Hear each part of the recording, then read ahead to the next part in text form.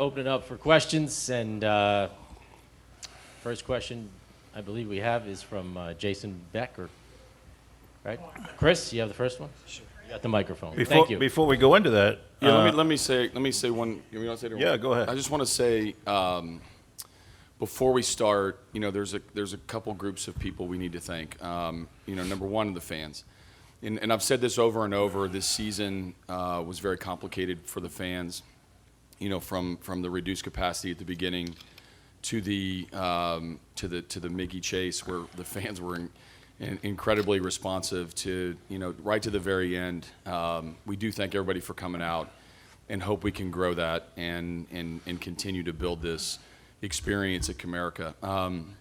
The players noticed, I noticed, the staff, everybody was very appreciative to have the fans back in baseball.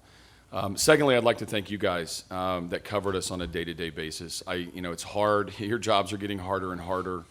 With the lack of access and all the evolving the rules, the COVID, and certainly in my first year, I really appreciated not only the fairness but just the openness to sort of a new experience with a new manager. It doesn't go unnoticed by me. I know I missed one day of work with you guys last weekend, but I did appreciate whatever communication that we could have in a very trying year. Now we can start. Well, first of all, I just also want to acknowledge my two new VPs and assistant GMs. Jay Sartori is here. Jay, and there he is. And Sam Menzen here. All right. And then also our new VP of Player Development is here, Ryan Garko, way back there. This is where we're supposed to all clap. Yay! And then also, you guys, I'm sure you get the news already that Ryan already hired a director of pitching for our minor leagues, and Mr. Rebus. All right, now we're good. Okay, thank you. Appreciate you guys doing this for us too. I just might as well dive right in on the off season, and I know you're not going to lay out your agenda completely, but. Is it safe to say the number one priority is the shortstop, or is it more broad-based than that? I think it's more broad-based than that. One player is not going to determine everything. I think we have several needs, and we'll tackle the off-season, looking at everything that would be at our disposal as far as what players we can acquire. I think pitching is very important. We've established 3 young starters right now that these guys did a great job in doing. And but because of injuries, it's set us back a little bit. The injury to Turnbull is devastating, really. I mean, if you look at it, and the injury to Boyd is a decision looming now going into the off season. So we have to address that. So those two, I look at it as important as the shortstop at this point. How does follow up this catcher? How does that play into that now? That's another area of concern. Jake Rogers was doing tremendous. AJ and Josh Paul did a great job with Jake, and we were so encouraged about the future with him in combination with Haas. And now he's not going to be able to play next year for the most part. So. That also leaves us an area of concern there, yeah. AJ, you said it a bunch this season. You're not where you want to be. This is a process. You're not even a 500 ball club. But is that the next step, is to get to that point, or do you feel like with the right moves, with the right pieces in place, you can leapfrog that and get into that postseason conversation by this time next year? Well, I think one leads to the other. Obviously the next goal is to get above 500. And then you can go as far above 500 as needed to get to the playoffs. So I just think you have to be above 500 to make the playoffs nowadays. It's incredible. I always talk about the race to 90 wins, and I even say that to our team. And 90 wins wouldn't have been good enough this year. And so I think it's for us. Again, today's a day where I guess I'll let you guys ask me the bigger question about win totals and big. I mean, it's not about winning the day today. I mean, unfortunately, we're not playing, but. I think seeing this thirst for winning and this rebirth for doing things that a winning culture does obviously lends itself to to looking towards 500 and above. That's the next plateau. Now, it doesn't mean we have to spend an entire year and that has to be the only accomplishment next year. I think we have to set our bar extremely high, and you should set out every year to make the playoffs. I know it's easy to say from my chair. It's the motivation that I have to have in the dugout, in the clubhouse, and no matter what the experts say or no matter what your playoff predictions are, for us, I think winning the day turns into winning series, turns into winning months, and we want to have a winning season. We want that winning season to be rewarded with a playoff berth. And by the way, just because you get to the playoffs doesn't mean you're satisfied at that point either. I just like where our heads are at. I like that we stay grounded with what we're doing. And clearly to be a winning team that we talk about, you have to have a winning record, and we don't have that yet. Was there more progress made in those terms this season than maybe you anticipated coming into this season to get to the point that you're even having those thoughts now? So I think there was. It's hard to say more because I didn't set limitations on how far we could go or how much progress we could make. It was, and I was glad to hear Chris Ilitch say this the other day that it was a year of great progress, and it was. And that was a challenge that was issued from the first meeting with Al and Chris, and when I got hired, and continues to be the motivation to continue to move forward and continue to get better. The amount of progress is really dictated on what the players can absorb, what the players do. I was very pleased with the progress in all sorts of different areas, and so how high that could go, or how good that could get, or how advanced, or how much we could fast forward it, is really dependent upon how the players respond, and they responded in great form. Again, I caution everybody this time of year. We talk about the reflection of last year, and there's a lot of questions about next year. This time last year, obviously I wasn't here yet, but Akil Baddoo wasn't a Tiger. Matt Manning wasn't a big leaguer. Jonathan Scope hadn't re-signed. No one knew what we were going to get out of Miguel Cabrera. Jeimer Candelario was coming off a very good season, but kind of nobody knew was it a shortened season or was it a kind of the real deal with a full season. So these questions are I know they're warranted, and we have to talk about what next year looks like. We don't really know what that looks like. What we do know is that our players are going to come with a completely different perspective than this date last year, and for that I'm very proud.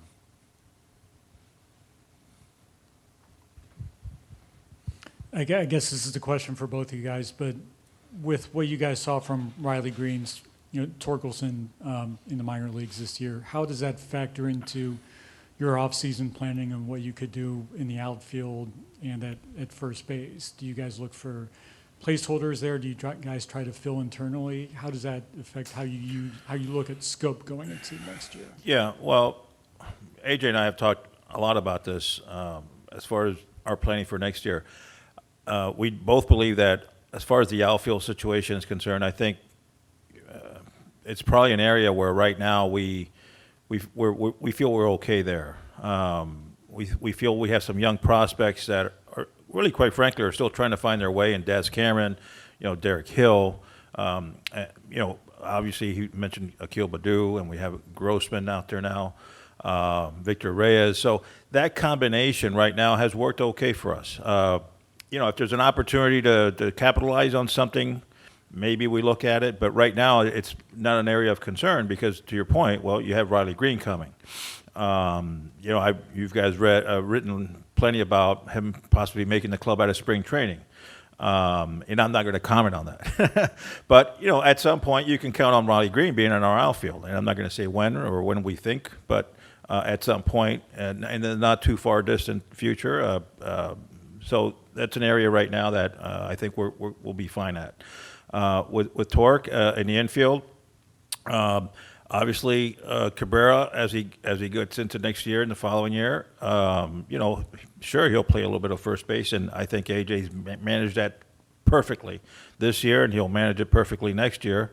And I told you guys last year when we brought back Scope that he's going to play first base, and you guys thought I was crazy, but he did. And he'll continue to go back to first and second. I got to tell him that. So he'll continue to do that, and when Torque is ready, then obviously it'll be a better situation for us because the the good thing about Scope is he's very he's very versatile. He can play second. He can play. Actually, if we needed him to play short, he could play short, and he can play third. So it'll be a plus for us when Torgelson's ready. Yeah, let me comment on that. Well, from my perspective on these young players, and I said this morning on a radio show, that was the first question I got about Tork and Green making our opening day roster, and it'd be one of 100. So now we're up to 2. I will tell you, everything matters, and I've said that to our team. I've said it to you guys. Like, performance matters. There isn't free playing time, so we're going to apply as much pressure on everybody, including ourselves, on when to make this decision, on when to open the door for everybody, on how much to call it a competition. I think the offseason will dictate some of that. I think their performance this season, warranted some consideration. I think what they do next year is going to matter. I'm kind of curious how they're going to respond next February when we get to camp, and now all eyes are on them, and whether or not it's going to be big drama. You guys are going to ask a lot, and I love that. I love the pressure on these guys. And then we'll see where it takes us. But everything's going to matter. And one thing that we've committed to is putting the best team on the field, and that can come in a variety of different ways. They aren't finished products yet. No matter what you do in the minors, that step to the big leagues is the biggest step that you're ever going to make. But we're going to evaluate everything and then apply as much pressure on them as possible. This is not an easy. An easy level to conquer just because you do well in the minors. But I hope they put all kinds of pressure on us at opening day, But there's a lot that has to happen between now and then before, we have to, necessarily make a firm decision. Al, you mentioned pitching. Do you view adding an established starter to go with your young guys as a priority this offseason? I would say that an established starter would be a necessity, yes. Why is that? Well, we were already. I mean, I know you guys think about maybe the starting rotation is not the most important thing. You look at Tampa and all that, but usually, there's 2 ways of building a pitching staff. One is if you have really good established starters that can go 5, 6+ innings. That really is a big plus for you. If you don't have that, then you're going to have to mix and match more of your bullpen. And obviously, these guys did a great job in that too. So I would say that if you can add an established starter that can give you those type of innings, then that would be a big plus for us. If we can't, for whatever reason, then again we're going to have to mix and match more often. So if we can come in and sign a good established starter to be part of that rotation, I think it's a big plus. We can't guarantee that because I don't know how the market's going to play out.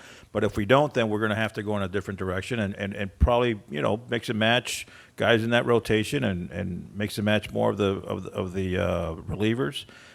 It'll be a bigger challenge, obviously. One guy who probably didn't have the type of year you might want is Willie Castro. What did you make of his season and kind of how he fits in going forward? Yeah, Willie Castro, obviously we feel he's got a lot of physical ability. The guy has power.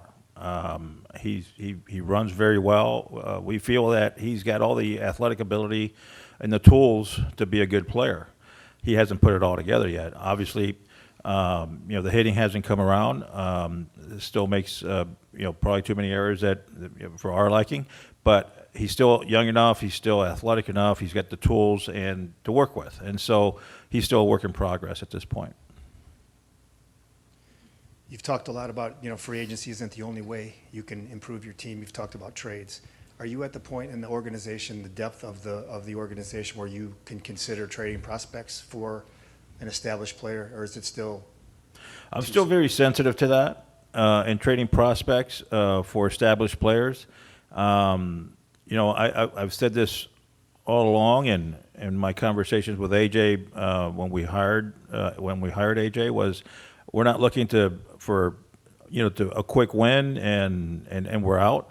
We're looking to sustain this. If you've paid attention, we've kind of overhauling our minor league system right now, and what I would call phase 2, and that is a plan for this team and this organization to be sustainable and successful for years to come.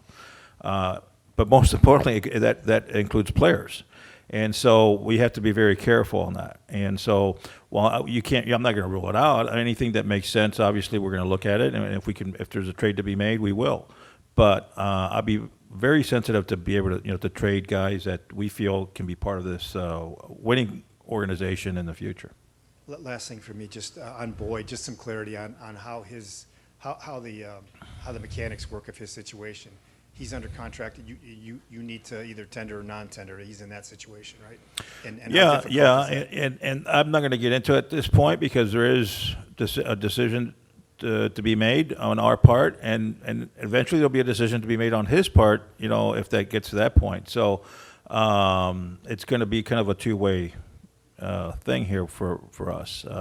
If we do go forward in that sense, then he's going to have to make a decision whether it's going to be good enough for him too. So at this point, I'll leave it at that because obviously we haven't got into it yet, and we're not going to make any more comments on it. Probably a question for both of you guys, but we talked a lot about the young pitching. How do you guys feel this year about the developments of Mize and Manning and Skubal? Well, I thought it went great.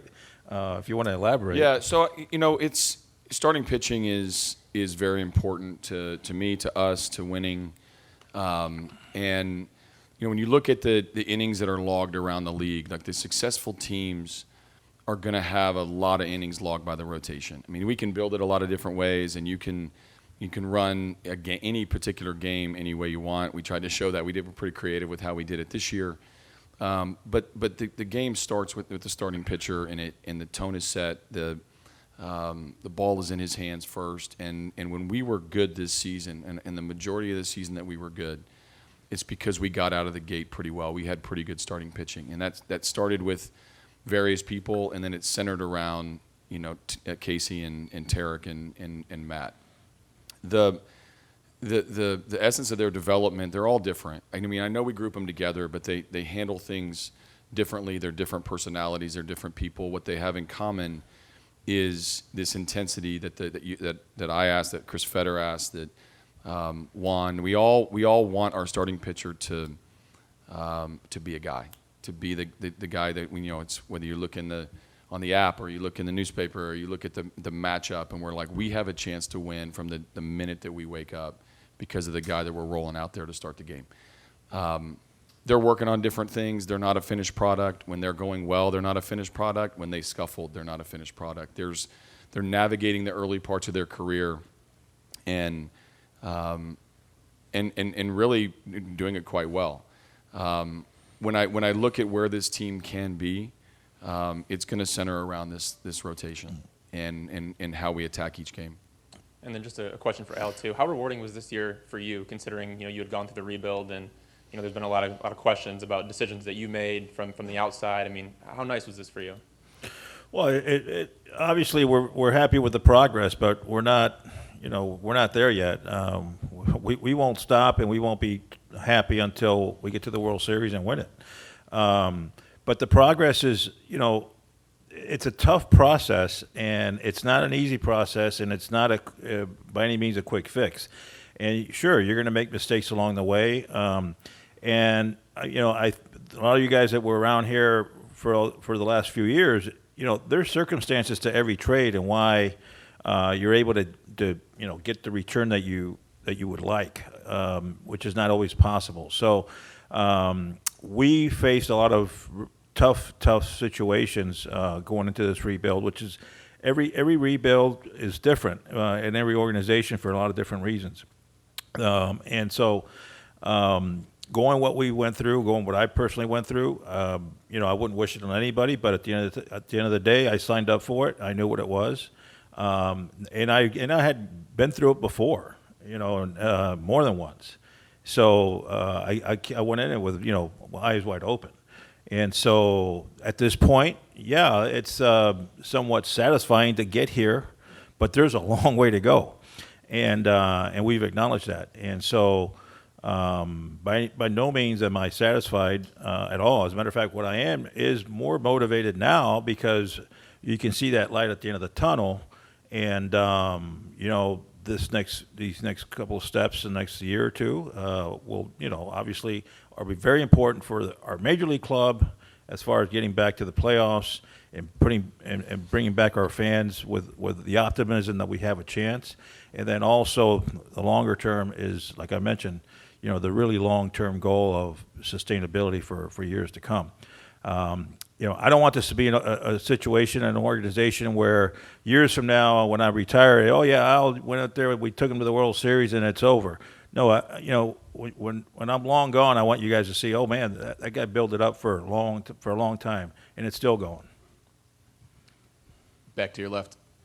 Perfectly tease up the next step. Now, I know one off-season prize can't fix everything and can't bring you guys to your ultimate goal, but it's been a while since we've been here on a snowy, December, January day, and you're presenting a jersey to your big prize. For both of you, how thrilling is that next step now to know that you can add 1, 2, 3 big pieces this offseason? Well, again, I'm very thankful to our owner, Chris Illich. He's been very supportive from day one. The tough, few years of the rebuild and all the negative things that came with it, he had to endure it himself. So, but again, when he hired me to do the job, his eyes were fully wide open too. And so he's been very supportive, so I'm very thankful for that. And then now I'm very thankful for that.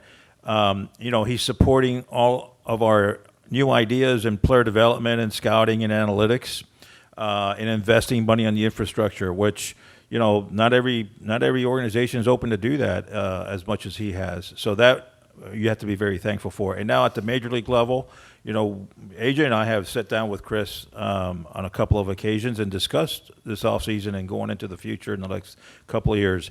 And obviously, like he mentioned, the resources will be there.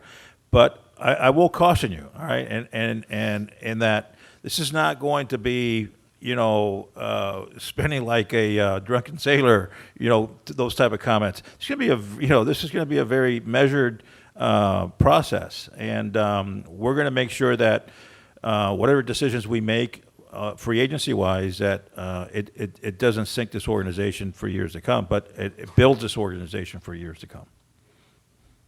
Yeah, from my perspective, it's exciting time to be a Tiger.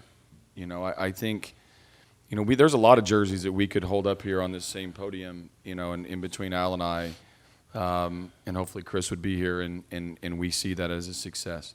Our goal on the field was to make this a desirable place and to show the arrow pointing in the right direction. But there's a number of guys that can help us. We need help. I mean, we do. We need to get better. We need help internally. It's not a sort of a one fix. And I know there's going to be a lot of attention on different parts. And just the fact that it's possible, I think we're in a good place on this date in time. Where it leads to how you build a team that can contend and compete and get into the playoffs, the options are really endless, especially when you talk about trades in the market and stuff like that. So as the manager, you want a chance to tell your team that we have a chance. Obviously, we got a lot of work to do between the next time that I address the team. But I know the belief that exists in the clubhouse, the last meeting that we had, and the excitement that everybody's going home with, knowing that the expectations are only going to increase from here. I guess this is first for you, AJ, and maybe Al can answer it to speak to it. I know that you said the next goal is 500. To what extent is playoffs, though, the expectation for next season wrapped into that, or is it too soon? I know you want it, but Sure. in reality, with what can take place this offseason? Well, I don't know. But that's on the front end of the offseason. I don't know until we know exactly what team we're going to break camp with, sort of what the odds are. That's going to be up for you guys to write about and fans to speculate about. My job is not to worry about that today. My job is to get us find areas to get us better, and I could rattle off a dozen areas, right now. So I know everybody wants to set a lofty goal. Everybody wants to speak to these high-end expectations, and if we have a team that's built for that, then we're going to welcome them, and we're going to go try to win today's game. That doesn't change a thing. What to speculate now based on no team? I mean, there's like 10 teams aren't even done playing yet, so they don't even know where they're going to be going into next season. It's fun. It's exciting. You want to give you guys some bulletin board material to put out there and say that I'm declaring we're going to be a playoff team, but I'd like to meet my team again before I talk about where we're going to be next October. It's a great comment. When you became GM, you inherited some big long-term contracts that made the process over the last several years a lot more difficult, and then there were some long-term deals that just didn't work out.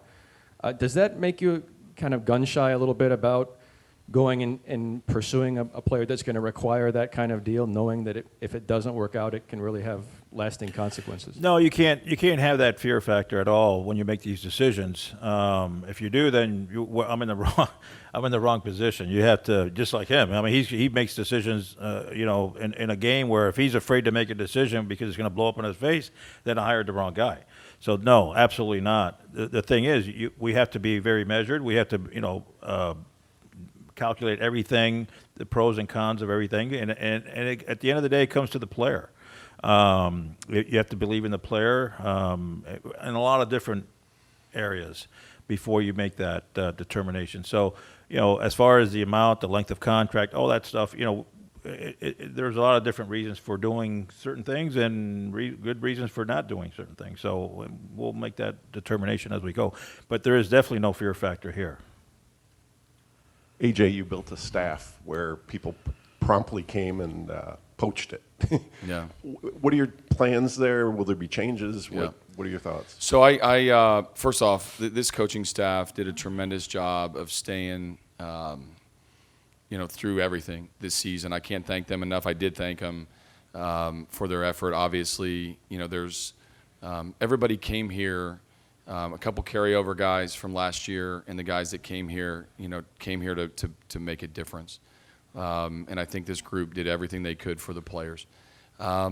We did get poached early. I did not see that coming, especially from the college ranks, back to back, losing Jose Cruz Jr. and Chip Hale, and yet we brought up Mike Hessman and Kamara Barti, and really seamlessly transitioned into the rest of the season.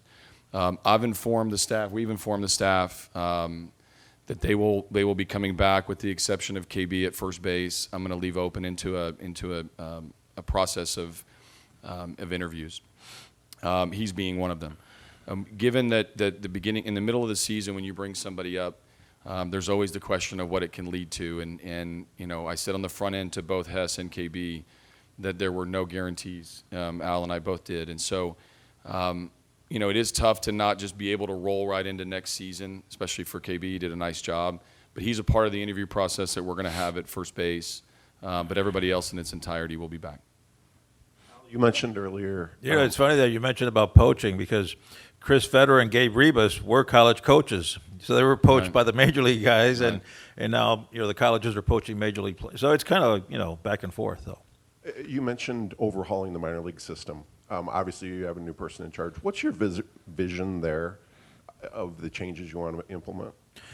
Well, just the very basics is a different style of teaching, okay? We have more technology now and analytics. So there's more scientific ways of doing it. The people that we're trying to bring into the organization now a little bit more progressively minded and using that information. Traditionally speaking, you had, let's say, a good example, a pitching coach at, let's say, at the AA level. And that person would be, guiding the way, right? And then you'd have a rover coming around. We have to have people teaching how to teach because now with the new information, the new technology, the average coach that maybe is not too accustomed to that has to be taught a new way. So that is really kind of the basics that I can tell you as far as how we move forward on this. And so the technology that we're adding at every ballpark, the enhanced Hawkeye system that has, but it basically follows the biomechanics of every player on the field, where it can gives us information on how to use it to better that player or maybe even prevent injuries. So it's advanced technology, it's advanced analytics, and so we're trying to bring in new people that have a better understanding of it, that can teach it, so that our entire player development system then from top to bottom is running on the same wheel. A lot of it is driven from a pitching perspective. A guy like Gabe Rivas is a very similar hire to Chris Fetter. And you'll see a lot of initiatives from Chris Fetter going down to a guy like Gabe Rivas, and then all through the minor league system, all the way down to the Dominican Summer League. And the same thing would be in our as far as our hitting structure, where Kenny Graham has done an excellent job at the minor league level. And then you'll see Cooley, obviously, leading the way as far as how we're going to teach all the way down. So that kind of gives you a little basic perspective of where we're heading. For Al and AJ, if possible, obviously you've developed some momentum. You can detect it in the fans and the media and what they're looking for. Do you feel at all, I don't know, pressure to make a quote-unquote splash or splashes this offseason? And where before we would wonder, was Christopher Ilitch ready to spend? Do you now think at all that he's going to push you to make a splash? Like that's something that he wants to add to? I don't want to call it, obviously, when you say a big splash, I guess that's a big thing now going into the off season. We're going to make a big splash. Our big splash is going to be wins and losses, or should I say just wins, all right? That's the big splash that I'm looking forward to. More wins during the regular season, getting to the playoffs. I want to make the big splash during the season with wins, all right, and getting to the playoffs. How that happens, okay, there's a lot of different ways. So I'm not going to sit here and say we're going to make a big splash or I want to make a big splash because we're going to sign so-and-so or we're going to go out. I'm not going to say that. That's not going to happen. We're going to go out there and try to make this team better. I said we're going to make a push to try to make this team better for next season, and we'll do that every year that we go into it. Sometimes you don't have to make a big splash. Sometimes a big splash turns out wrong for you. And so going back in my first comment, there's no fear factor in signing a big contract. But at the same time, we're not looking at it as, we have to make a big splash.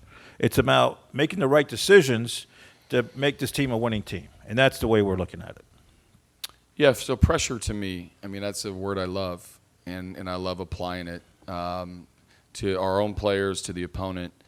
I feel pressure every night, and I love that. I think the interesting part of all of this is all we can really sit up here and say is that we have a chance and that's possible. We can't accurately predict anything, whatever a big splash is. I would tell you that if you look back at what Robbie Grossman did this year, that's a pretty big splash. So I know what everybody wants to hear and how they want to talk about the top end of the market, and if that happens, I'll be the first one up here holding this jersey and loving life, and I'll kiss him on the cheek in front of all you people. Unless neither of us have COVID. Not if he's coughing like that. But I think we have to understand what it takes to win. It doesn't take a big splash to win. A big splash would help. But it's a marriage that has to be created in so many different ways, and it's a complicated process, and it's not a end-all, be-all. Is it possible? Sure. I think we've all talked like that, and everybody, the hidden thing in the room is, are we going to sign this big dude? Maybe. But if we don't, do you think Robbie Grossman was a big splash? I do. Do I think that Akil Baddoo was a big splash? Akil Baddoo was a big splash. I do. I agree. That's a great call. Are big prospects going to be a big splash? Yeah, maybe. We have to find a way to have a competitive advantage at more positions than we have right now.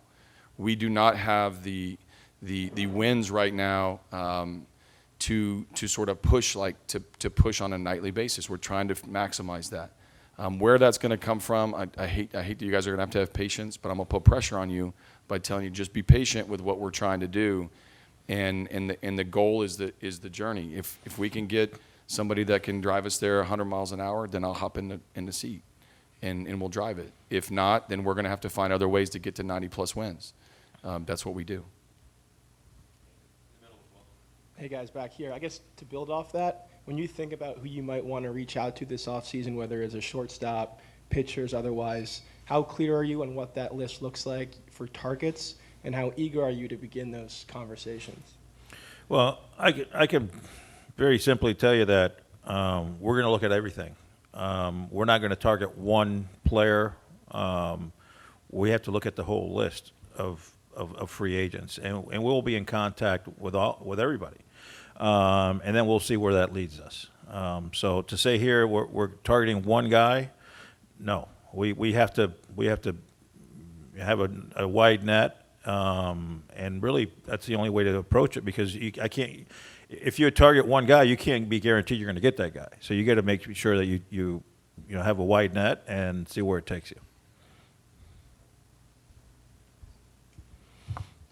Yeah, AJ, obviously with what you guys have done, the progress you've made has given the town a lot of hope. With that's going to come, like you said, you haven't met your team yet, a lot of variables, but there's going to be heightened expectations, heightened pressure. This town can be tough on the Tigers when there's expectations. How are you going to manage those Yeah, you can tell them, Al. Or talk to Jim. How are you going to manage those expectations and that added pressure for that team, especially when you bring guys up like Torque and Green? There's going to be tons of expectations on them. Well, it's not my first time with expectations. That is one thing I've got is experience. 5 playoff teams, a couple World Series will give you some perspective on showing up the next spring training. Obviously and in my experience, you got to hit it head on and just try to win the day's game. I mean, this is not something I'm putting in place to just for a cute little story in 2021. I mean, I want this identity of this team, this how we apply pressure, how we attack the day, how we prepare. Like, this was a foundation that we poured that's going to be exactly, you're going to hear the same stuff from me next year on how we manage our day-to-day expectation to win. That doesn't change. The noise around you changes a little bit. The hype around you changes. Every time we play the White Sox, there's going to be a nice little free article for you guys to write on or talk about on TV on this rivalry that's starting to grow. All that's really cool, but it doesn't change the fact that the competition on the field, you got to be one run better or more than your opponent. So if we get too far outside this and the hype gets talked about and the emotions go up and down throughout this whole offseason, you might get this guy, you might not get that guy, this trade was rumored, this signing is possible. Man, that doesn't do anything for the competition. And I've been there, I've done it, I've lived it. I got a bench coach who's been in a couple World Series. I got staff members all across the board that have been in this environment. I got veteran players already on this team that keep everybody's head where their feet are. I mean, look, we're going to find a way to keep all that stuff out, whether it's hype on getting better or hype of making the playoffs. Like, tough town, like, try being a manager of any of these 30 teams, man. It is not it's not welcome on, losses aren't welcome anywhere. I don't care if you're projected to be a last place team or you have playoff aspirations. You got to talk less and do more on the field. We got to win more games, and we have to take the responsibility with that, on a day-to-day basis. Just to follow up, Al, have you had conversations with AJ about how this town can be when there are playoff expectations and just on a day-to-day basis when there's a losing streak? And I think Jim Leland talked about little kids cussing him out when he was driving home. Yeah, no, we've talked about it before I hired him. I mean, we talked about it. AJ, remember, was a player here too, and so he knows he's here with eyes wide open. Believe me, he understands the excitement that could also be here. There's pressure. I remember, I was here with Jim Leland, and I remember how really, he was scrutinized pretty bad. And now, of course, he's a hometown hero too. After all these years, and so no, AJ knows this very well. But I don't think we're looking at this as pressure of expectation and how the town can turn on you. I think we're looking at this as excitement, because putting together a good team and the excitement or the expectation of winning more baseball games creates excitement. I'm looking forward to that. I'm looking forward to seeing this stadium full of people cheering for the team. And if we struggle along the way and people get angry, hey, that's part of the process. But at least they care. And I want them in the stadium either, booing us or cheering for us, one way or the other. All right, hopefully a lot more cheering than booing, But the expectation is there. That's great. The pressure is there. That's why we signed up for this stuff. Otherwise, why even try? So for me and for AJ, and I know our players, they're excited for the future. They want to see this stadium full of people cheering for us. And obviously that's going to be more motivation even for the players to go out there and do their best. And I think you saw it this year where our coaching staff did a tremendous job. I think the type of players that we brought into the organization at this point are the type of guys that are not going to just, kick it in. They're gonna play to the last out. They're gonna give you their all. And I thought we played an exciting brand of baseball, and that's just the first step, in building this up. So there's the pressure's nothing. It's more of the excitement of the expectation more than the pressure of it.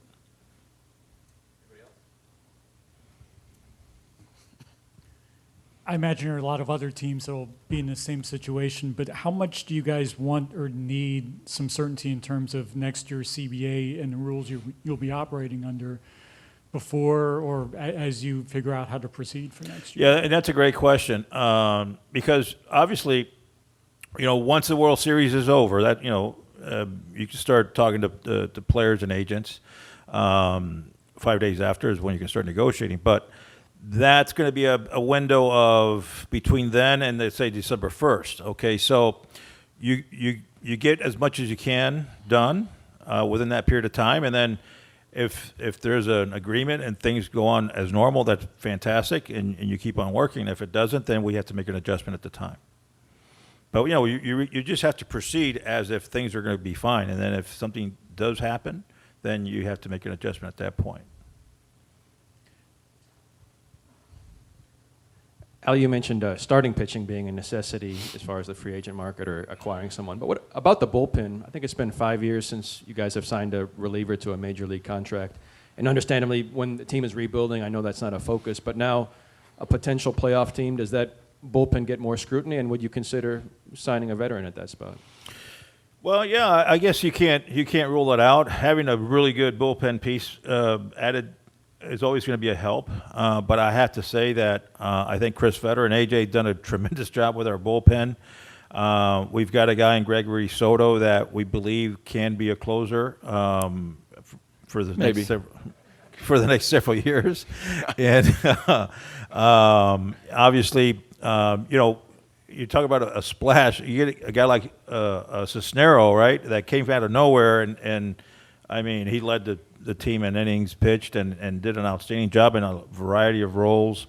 You have Alex Lang coming on really strong here at the end, which when we made that trade, we felt that he wasn't going to be a starter. He was drafted as a starter. We felt that he's going to be a good back end of the guy, bullpen guy, and these guys have developed that in him, and we feel confident there. You got a guy like Jason Foley that if we can get him to believe in himself a little bit more, he's got the kind of stuff that can pitch also in those late innings. So we've got the makings of a pretty darn good bullpen, and I think you've seen that this year. And as we all know, bullpens can tend to go up and down, so you got to be very careful on how you project that going into next season. But I got to say that the work that they've done with our bullpen has really been stellar, and the guys have reacted positively, and I feel pretty good about our bullpen going into next year. But to your point, if there's the right fit, you can't rule that out. Okay, I'll say it. Gregory Soto's our closer, but he might pitch the 7th, the 8th, or the 9th, and sometimes the 6th. Okay? So there, I said it. You can go with it.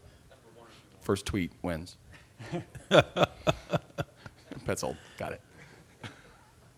On the injury front, just doubling back on, did you guys get any news on Derek Hill and what his next step is? Yeah, no, he had knee surgery, I think today, or scheduled maybe tomorrow, out in California, just to clean up. It's, I believe it's his meniscus. So he's going to be fine. He's going to do fine. Everything was very positive, but yet another surgery that we'll have to monitor throughout the offseason.